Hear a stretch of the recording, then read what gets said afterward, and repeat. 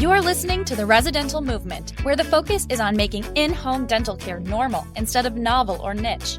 I'm your host, Dr. Ashley Robinson, a house call dentist with a lot of passion for reaching patients who are best served in their home or residence. I'm here to encourage, equip, and empower dentists like you to begin offering in-home dental services for patients who cannot get to the office, while also enjoying a more balanced work life. We discuss everything from dentistry, business, ethics, mindset, and more. Listen in to learn how you can become a part of the residential movement. Welcome to the 70th episode of the Residential Movement podcast. I want to begin with a huge thank you to the listeners who've been here with me since the beginning. Whether you're already in the middle of building your dental house call practice or you're just a supportive friend of mine, I really appreciate you being here. I also want to say thank you to the newest listeners in the group.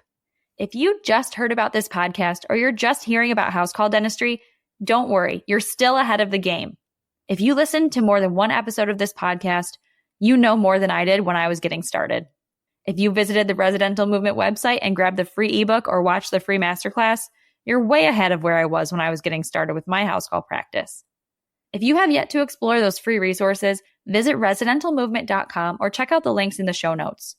The resources and this podcast are here to help you begin your dental house call journey. Today, we're going to talk about money. I've gotten a lot of questions about this lately, so get ready because I'm about to offer some advice. It's an unpopular piece of advice, especially in dentistry. I'd even say it's countercultural. My advice to you is to begin your dental house call practice with cold, hard cash. Yep, I'm advising you to begin your practice without any financing whatsoever. It is completely possible to build your dental house call practice without debt.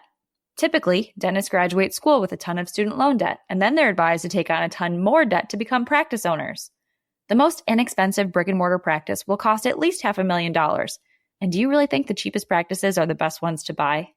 Then, once these indebted dentists cash flow enough, which could take years, then they're able to take out more debt to buy a house or fancy cars, and now they have to keep working nonstop for 30 plus years so they can keep paying their debt forever until they're ready to retire. Sound familiar? Is this a hamster wheel that you'd like to hop on or avoid altogether? Well, I advise avoiding this hamster wheel so that you can adjust your schedule to the needs of your life. Years ago, the single me who started this house call practice didn't know that years later, having a new baby would inspire me to change up my work schedule. But luckily, I have the freedom to make a schedule that suits me. So avoid practice debt. You can start your dental house call practice for as little as $30K. Now, if you like brand name things or you want to get started with absolutely every little item, budget for $50K.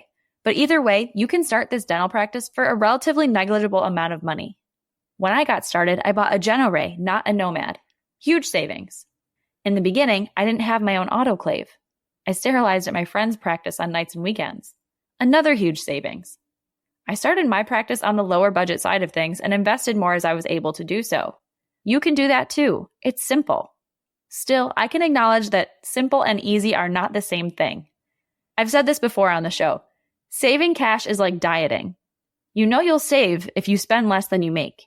You know you'll lose weight if you consume less than you burn. Simple, but not easy. You have to dig deep and be disciplined.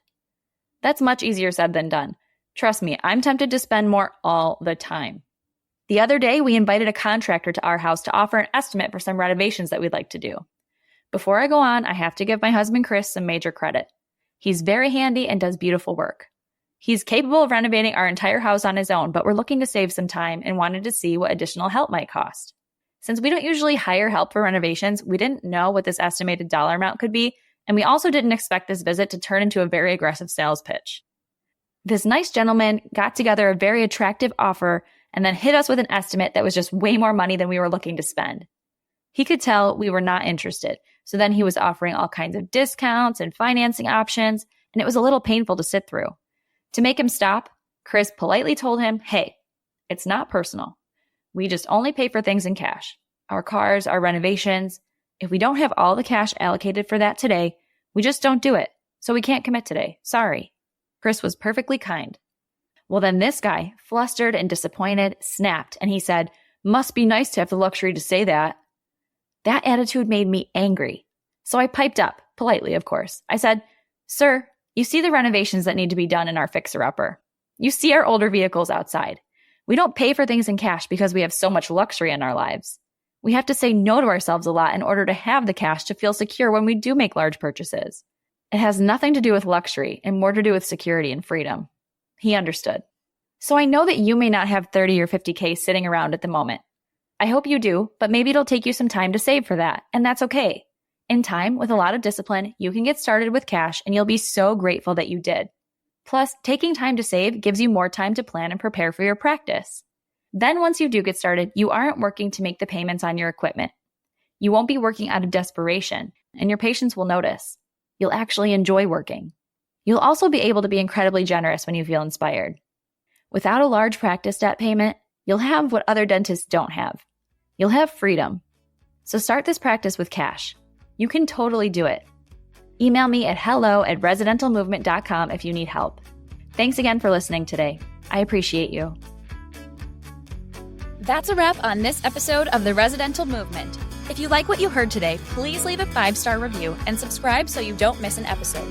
If you know someone who could benefit from this information, please share this with them. All of these actions help fuel the residential movement.